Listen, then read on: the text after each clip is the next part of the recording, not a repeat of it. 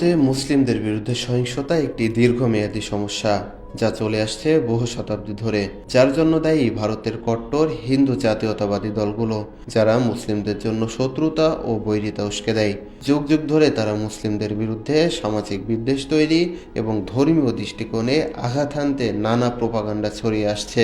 ইতিহাস ঘাটলে দেখা যায়, ব্রিটিশ শাসন পরবর্তী সময় থেকে মুসলিমদের বিরুদ্ধে সহিংসতার ছোট বড় শত শত ঘটনা ঘটেছে, যার মধ্যে 1947 সালের দেশভাগের দাঙ্গা, 1969-এর আহমেদাবাদ দাঙ্গা, 1983 সালের নেইলি গণহত্যা, 1992 সালের বাবরি মসজিদ ধ্বংস ও দাঙ্গা উল্লেখযোগ্য। 1969 সালের সেপ্টেম্বর অক্টোবরে গুজরাটের আহমেদাবাদ শহরে হিন্দু মুসলিম দাঙ্গায় প্রায় 5,000 মুসলিম হত্যা করা হয় এবং হাজার হাজার বাড়িঘর ধ্বংস করা হয়। ভারতীয় জাতীয় কংগ্রেস নেতা হিতেন্দ্র দেশাইয়ের মুখ্যমন্ত্রিত্বকালে এই দাঙ্গা সংঘটিত হয়েছিল।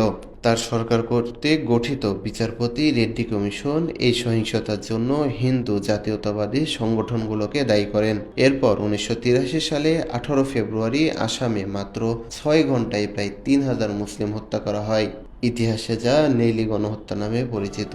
1992 সালে বাবরি মসজিদ ধ্বংস ও তার পরবর্তী দাঙ্গায় প্রায় 2,000 মুসলিম হত্যা করা হয়।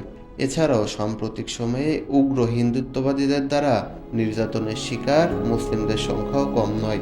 এবছর হিন্দুদের ধর্মীয় উৎসব হোলি ও মুসলিমদের জুমা নামাজ একদিনে হওয়ায় পিছিয়ে দেওয়া হয় জুমা নামাজ, ত্রিপল দিয়ে ঢেকে দেওয়া হয় মসজিদ, গায়ে হোলি রং লাগাতে না দেয়ায় পিটিয়ে হত্যা করা হয় বেশ কজন মুসলিমকে। ভারতের উগ্র হিন্দুত্ববাদীরা যেন এসব ঘটনার মাধ্যমে মানবতার উপহাস করে চলেছে।